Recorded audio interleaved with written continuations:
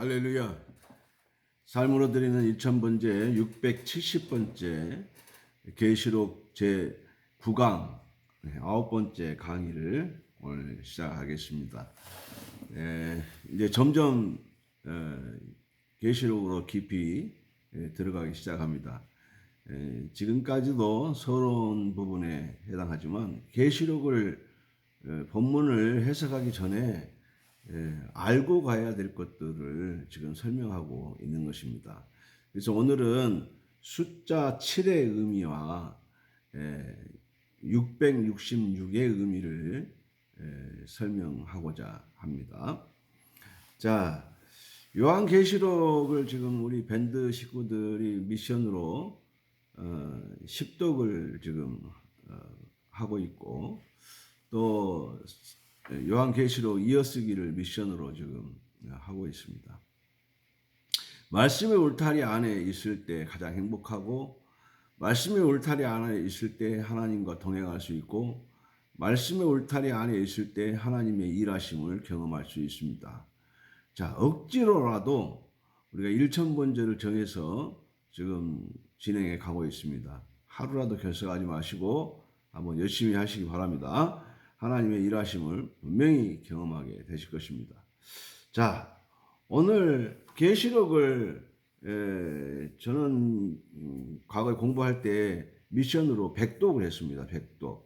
그런데 100독 하면 다 외울 정도 돼야 되는데 다 그렇지는 못합니다. 그런데 어떤 사람은 50번 읽었다, 20번 읽었다, 뭐 나름대로 열심히 읽었습니다. 그 열심히 읽는 것 가운데 성령의 뜨거운 충만한 역사를 경험들을 많이 하셨다고 간증하시는 걸 제가 많이 들었습니다.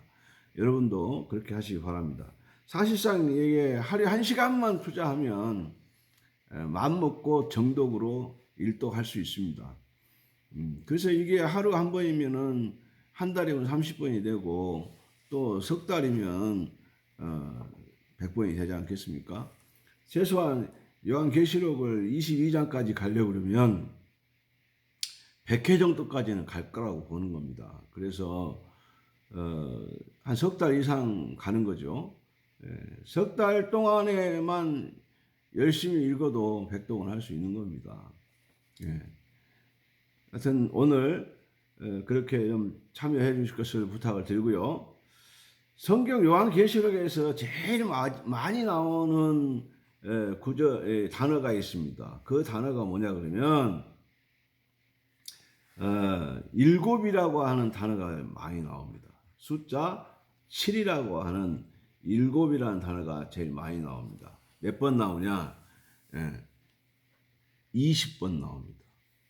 자, 20번 나오는데 일곱 교회, 일곱 별, 일곱 금초대, 또 하나님의 일곱 영, 일곱 등불, 일곱 인, 일곱 뿔, 일곱 눈, 일곱 나팔, 일곱 천사, 일곱 대접, 일곱 번개, 일곱 면류관, 일곱 머리 많이 나옵니다.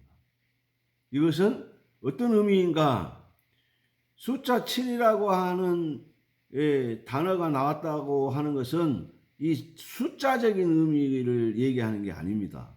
그것은 숫자 7은 뭐라고 그래요? 우리가 성경에 히브리인들은 이 숫자 7을 얘기할 때 완전수라고 얘기하는 겁니다. 그러니까 완전수라고 하는 것은 뭔 말이냐? 온전하다, 또 흠없다, 이런 뜻을 가지고 있습니다. 그러니까 완전하고 온전하고 흠없는 것을 표현할 때 숫자 7을 얘기하는 겁니다. 어떤 사람이 완전해, 퍼펙트해, 그 사람은 정말로 그런 사람이야, 완벽하고 흠이 없는 사람이야, 그럼 숫자 7을 갖다 붙일 수 있는 것입니다.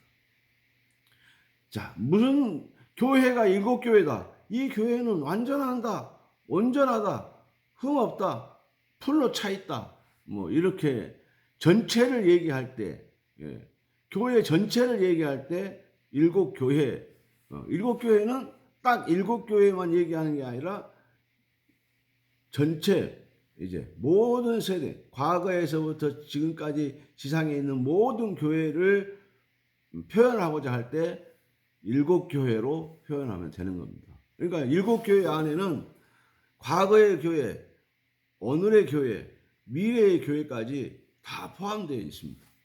그래서 일곱 교회라고 얘기를 한 겁니다. 그래서 숫자 일곱이 붙으면 일곱 개를 얘기하는가 보구나 그렇게 얘기하면 생각하면 받아들였고 지금까지 그렇게 생각했다 그러면 공부 잘못한 겁니다. 일곱이다 그러면 완전수다, 흠 없는 거다, 또 온전한 것을 얘기하려고 하시는구나. 이렇게 히브리인들은 숫자와 단어를 동시에 같이 사용을 하기 때문에 그렇게 표현을 하는 겁니다. 자, 그래서 숫자 7 딱 그러면은 바로 딱 흠 없는 온전한 모든 이렇게 해석이 되어야 된다. 그래서 이렇게 이거 한 가지 원칙만 알아도 창세기에서부터 쭉 나오는 모든 것들을 해석하는데 아주 유용하게 사용할 수 있습니다. 자, 두 번째 일곱 교회 그랬는데 일곱 교회는 소아시아에 있는 교회를 일곱 교회만 얘기했는데 바울 서신에 보면 바울이 얘기하는 교회들이 있었어요. 그런데 거기에는 일곱 교회가 없었어요. 왜 일곱 교회만 얘기하고 다른 교회는 얘기 안 했는가? 지상에 있는 모든 교회, 앞으로 과거에 있던 교회, 현재 있는 교회, 미래에 있는 모든 교회를 다 이야기하고 싶을 때 일곱 교회다라고 얘기하고 있는 겁니다. 우리만 모르고 이 성경시대 사람들은 다 알아먹었어요. 숫자 7 얘기하면 우리가 넘버원 딱 그럼 뭐예요? 최고다 이거잖아요. 그죠? 근데 히브리인들은 숫자 7을 딱 얘기하면 뭐예요? 온전한, 완전한, 온전한, 흠없는 딱 되는 거예요. 머리가 이렇게 딱 이해가 돼버리는 겁니다. 그래서 다윗이 아들이 8명인데 다윗의 아들들이 8명인데 사무엘이 아들 데려가라고 했을 때 7명 데리고 왔어요. 누구를 데려오든지 7명만 데리고 오면 다 데려온 겁니다. 그래서 제일 마지막에 사무엘이 7째까지 보고도 또 다른 아들이 있느냐 그랬더니 아들이 하나 있긴 한데 말째가 하나 있는데 그건 좀 들에서 양을 치고 있습니다. 양을 지키고 있습니다. 그 아들을 데리고 오시오. 그 8번째 아들이 왔어요. 그러니까 다윗의 아버지 입장에서는 7만 원은 다 온 거예요. 근데 사무엘은 한 명 더 데리고 오라고 그러잖아요. 자, 그래서 이런 성경시대 사람들의 그 사고 방식을 우리가 조금 문화를 조금만 이해를 더 한다 그러면 성경이 아주 재미있고 아주 쉽게 해석이 되어집니다. 자, 예수님이 십자가에 달리시고 제자들이 고기 잡으러 갔어요. 이 고기 잡으러 다 갔어요. 그럼 11제자가 있었는데 갈릴리에 7명이 있었습니다. 그러면 7명이 모였으면 다 모인 거예요. 이것이 성경적인 성경시대 사람들의 문화고 사고방식이에요. 7명 왔다. 그럼 뭐라? 다 왔다. 그래서 7일 여기서 이 숫자 7을 문자적으로 해석을 하면 안 됩니다. 이 숫자적으로도 해석하면 안 됩니다. 뭐로 해석해야 돼요? 완전한, 온전한, 흠 없는 이걸로 해석을 해야 됩니다. 그래서 우리가 지파에서 무슨 지파 12,000명, 무슨 지파 12,000명 해서 14만 4천 명. 그러면 진짜 12,000명이고 14만 4천 명이구나. 이것이 문자적이고 숫자적으로 해석한 전형입니다. 그렇게 하면 안 돼요. 응? 왜? 다 그것이 비유적이다는 겁니다. 비유적이다.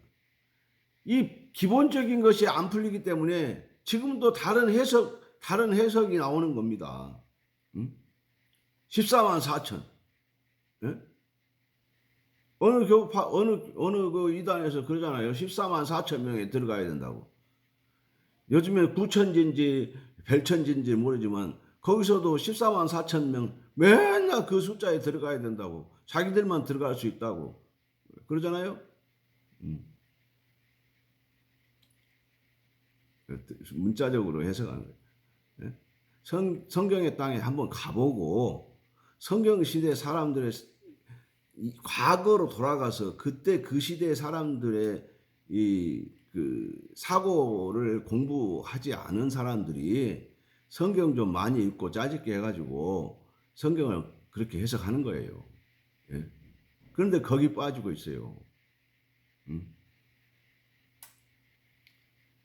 아이고, 별 특별한 것을 알아차린 것처럼 그것이 자기들이 아는 뭐 최고인 것처럼 사람들한테 설명하고 그렇게 14만 4천 명에 들어가려고 한다고. 무슨 말이야? 여호와 증인인가 뭐 그런 사람들도 그렇고 뭐, 하여튼 모르겠어요. 아무튼 간에 이단들 그런 이단들이 있다고 그래요. 그렇게 얘기하는 사람들은 다 이단이라고 보면 돼요. 그래서 계시록은 겁주는 책이 아니에요. 이 땅에 인구가 50억, 60억, 70억 그래요 지금. 그 중에 14만 4천 명 들어가면 아니 우리 한국 교회 교인들이 1,000만 명인데 예? 그거 어떡하라고? 해석을 해도 이해가 가게 해석을 하셔야지. 응? 너야 죽든지 말든지 나는 14만 4천 명에 들어가야 된다. 예? 그런 의식 사고방식 그걸 심어주고 가르쳐주고 그러면 안 되죠. 교인들을 계급화시키고 그래서 14만 4천 명에 들어가려고 그러면 교육을 얼마나 받아야 되고 헌금을 얼마를 해야 되고 다 앵벌이 하고 있어요. 어? 어?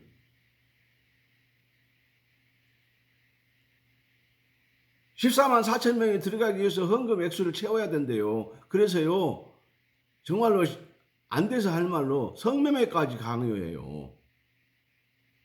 똥천진지 별천진지. 예? 지금 별 희한한 그런 사람들이 많은데 거기에 속는 거 보면 이해가 안 가요.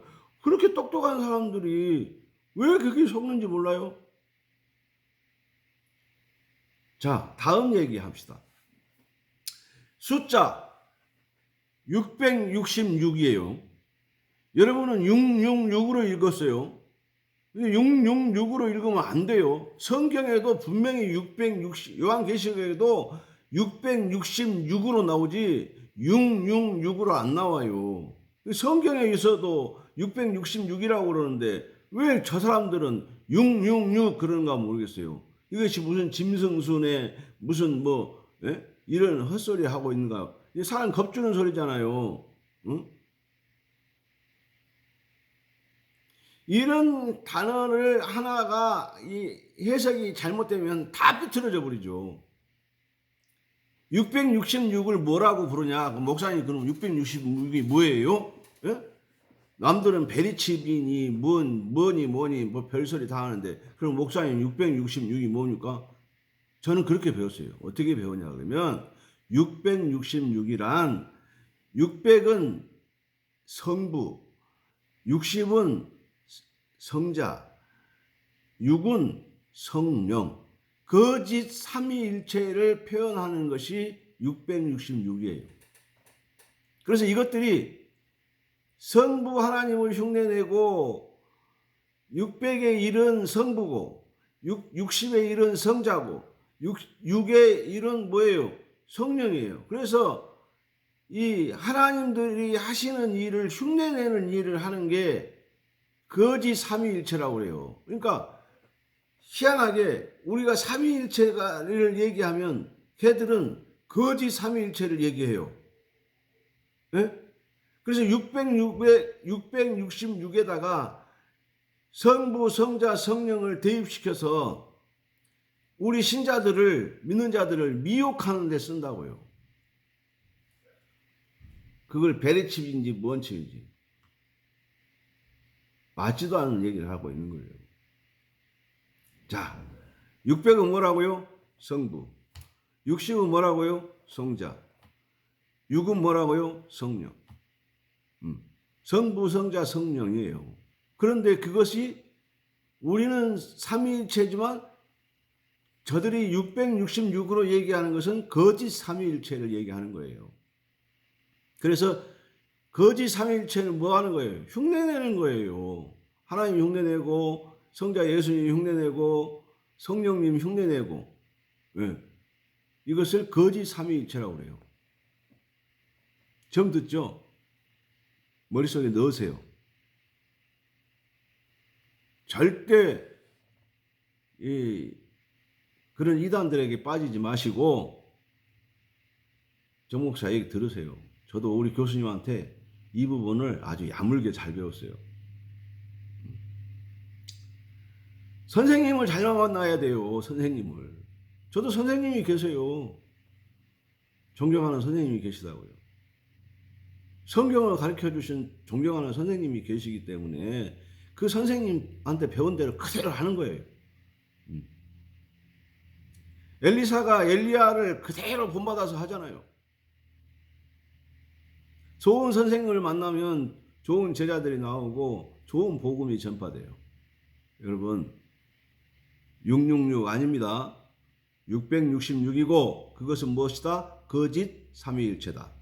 이걸 분명하게 외우시기 바랍니다. 자, 다시 한번 그 기억을 상기시키기 위해서 한번 점검을 해보겠습니다. 요한계시록을 이해에 대해 요한계시록의 이해에 대해서 한번 점검해 볼게요. 요한계시록은 하나님의 목적사의 무엇이다? 완성이다.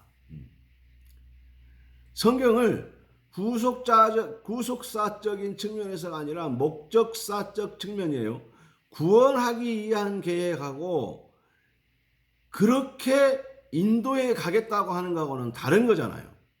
그죠?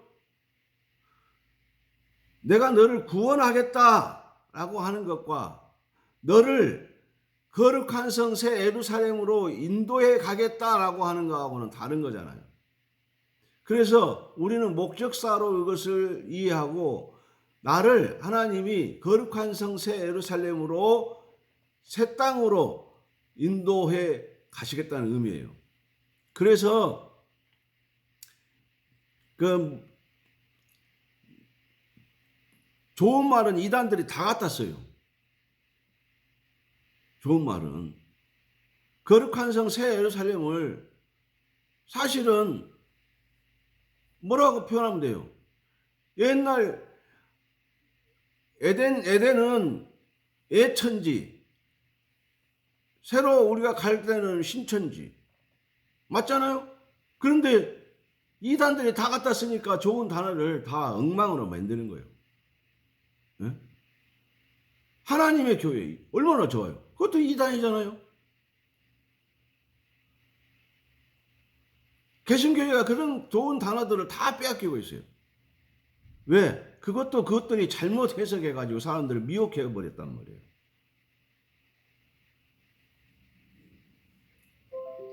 자, 그거 아닙니다. 그래서 우리는 이것을 하나님이 내 백성을 이렇게 경영해서 인도하겠다라고 하는 하나님의 의도와 목적이 있다. 그래서 우리는 이것을 계시록을 목적사의 마지막 완성 부분이다. 결론 부분이다. 이렇게 계시록을 이해한다고 합니다. 자, 계시록은 창세기 1장 1절을 참고해서 보면 태초에 하나님이 천지를 창조하셨다. 무에서 유를 창조하셨어요. 이것이 시작이에요. 그래서 마지막은 요한계시록 21장 1절. 또 내가 새 하늘과 새 땅을 보니 새 하늘 새 땅이란 말이에요. 예? 처음 하늘과 처음 땅이 없어졌고 바다도 있지 않더라. 그러니까 옛날 것이니까 다 없어지고 하나님이 새로운 하늘과 새로운 땅을 만들어서 어떻게 해요? 우리에게 그곳으로 인도해 주시겠다는 거예요. 상당히 위험하게 들리죠? 예.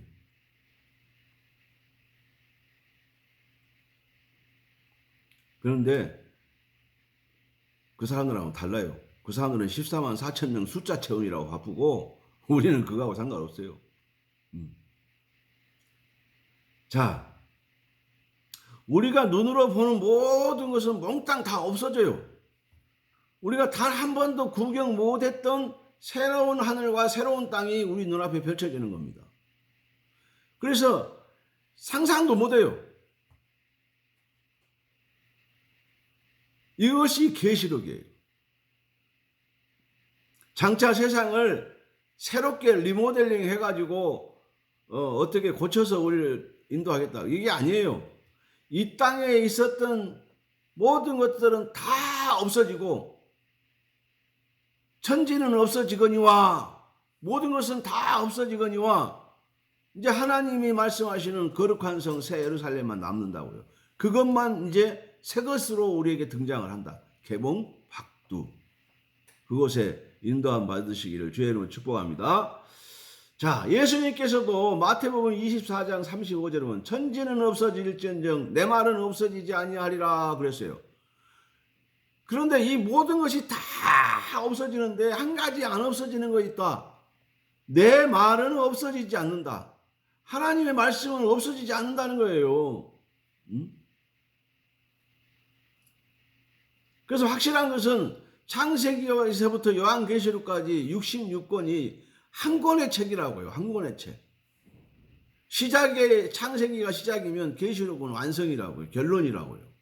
그래서 한 권의 책인데 어떤 사람은 예수님을 너무 잘 믿어서 구약은 없어도 된다. 이런 위험한 생각을 하면 안 돼요. 자, 유대인들은 구약만 인정하고 신약을 인정 안 하잖아요. 그러니까 그 사람들은 얘기하는 것이 아직도 메시아를 기다리고 있어요. 우리는 거룩한 성 예루살렘을 기대하고 있는데 그 사람들은 아직도 메시아를 기다리고 있어요. 그 차원이 틀려요. 구약만 인정하는 데는 당연히 메시아만 기다리죠. 이미 오신 2000년 전에 오신 메시아는 인정을 안 해요. 우리는 그리스도를 믿는 사람들이에요. 그래서 이제는 거룩한 성 예루살렘에 들어가는 것을 생각하고 기다리고 또 여러분을 그곳으로 인도하기 위해서 지금 또 이 밤에도 목 터지게 전하고 있는 거 아니겠습니까?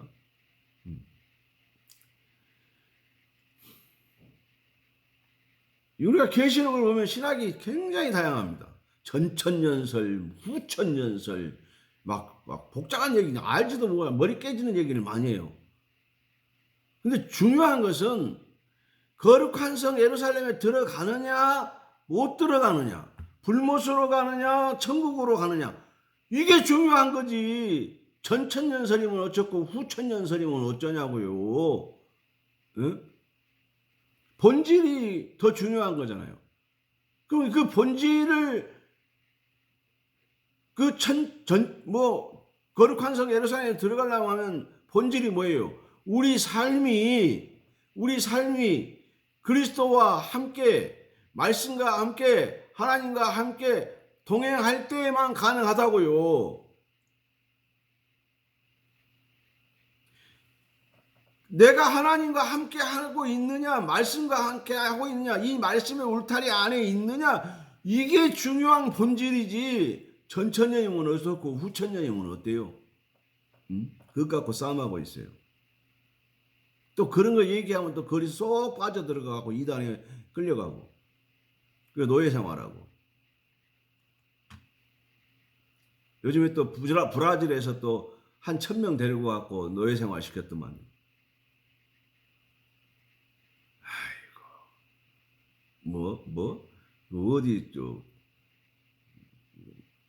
어디 또 섬나라에 또 데리고 와갖고 또 노예 생활 시키고. 이단들은요, 다 노예 생활 시켜요. 앵벌이 시킵니다.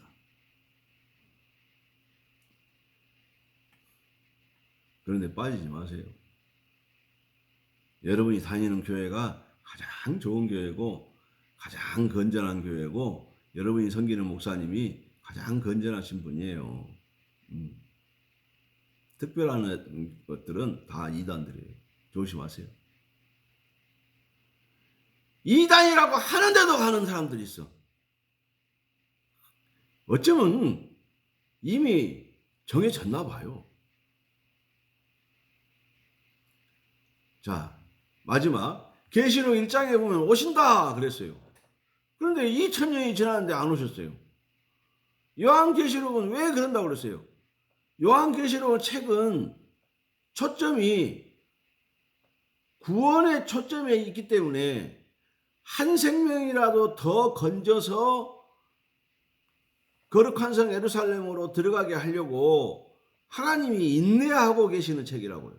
그 인내를 얘기하고 있는데 14만 4천 명 얘기해가지고 그 숫자에 들어가야 된다고 강조하는 사람들이 있어요. 그거 아니에요. 계시록은 14만 4천 명, 666 이런 것으로 겁주는 책이 아니라 하나님이 우리를 애타게 기다리고 계신다. 종말은 다가오고 한 생명이라도 더 건져야 되겠다고 하는 이 애타는 애끓는 심정이 요한계시록에서 우리가 발견해야 될 하나님의 마음이라고요. 창세기에는 1000년을 기다렸지만 지금은 2000년을 기다렸지만 안 오셨다. 그러니까 내일도 안 오실 것이다. 이번 생애에는 안 오실 것 같다. 누가 장담해요? 밤에 도적같이 오신다고 그랬는데. 이제는 마무리, 2000년도 마무리이기 때문에 더 기다릴 수 없으실 거예요. 임박했다고 봐요. 그런데 또 임박을 가지고 사람들이 얼마나 겁을 많이 주는지 몰라. 그러니까 함부로 또 얘기도 못해. 하여튼 이단이 하나님의 말씀을 제대로 전하는데 방해 요소가 된다고요. 우리는 그런 심정 가져야 됩니다. 기회 있을 때 잘 믿자. 기회 있을 때 내 형제를 건져내자. 교회 부흥이 목적이 아니라 한 생명을 더 건져내는 게 목적이 돼야 되는 게 맞는 거 아니에요, 여러분? 예? 제가 슈퍼마켓 사장은 아니잖아요. 하나님 말씀을 전하는 사람이지. 너 교회 몇 명 모이냐? 이걸 왜 물어봐요? 아, 큰 교회네. 왜 평가해요? 내게 맡겨진 양을 분대원이 자기 분대원을 잘 부대까지 복귀시켜야 되잖아요. 분대장이. 소대장은 소대원들을 부대로 복귀시켜야 되고.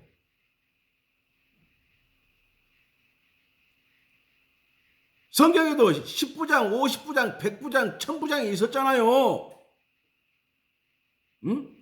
직분이 다른 거지.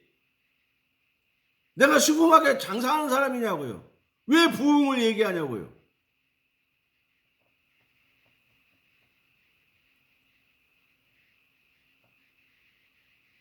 아무개 목사님 우리 교회 와갖고 부흥을 못 시켰어요. 그래서 가셨어요. 그래서 바꿨어요. 말이 돼요? 경영하십니까? 왜 무리하게 빚내서 교회 지어놓고 그것을 목사한테 책임져라고 그래요?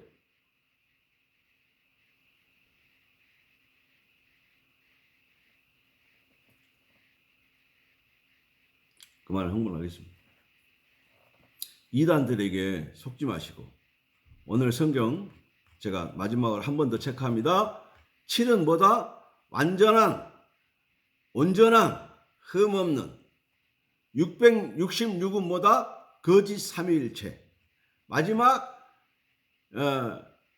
성경은 뭐다? 한 권의 책이다. 계시록은 뭐다? 구원 하나님의 구원을 이루시기 위해서 겁주는 책이 아니라 아직도 기회가 있음을 알리는 은혜의 책이다. 이렇게 딱 머리에 넣어놓으면 요한계시록이 딱 들어오는 겁니다. 여기까지만 알아도 다른 사람들 아는 것보다 1000배는 많이 아는 거예요. 그리고 바로 아는 겁니다. 할렐루야. 기도하겠습니다.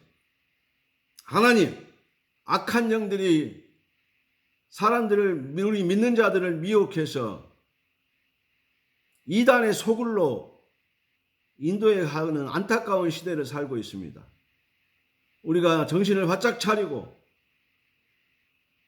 하나님 말씀의 울타리 안에 거하게 하시고 한 생명이라도 건져내는 데 최선을 다할 수 있도록 하나님 은혜를 주시고 하나님이 각 교회에 세우신 우리 목사님들에게 자존감을 높여주시고 하나님이 맡겨주신 대표권을 가지고 우리 성도들을 거룩한 성 예루살렘으로 잘 인도할 수 있도록 하나님 은혜를 주시옵소서.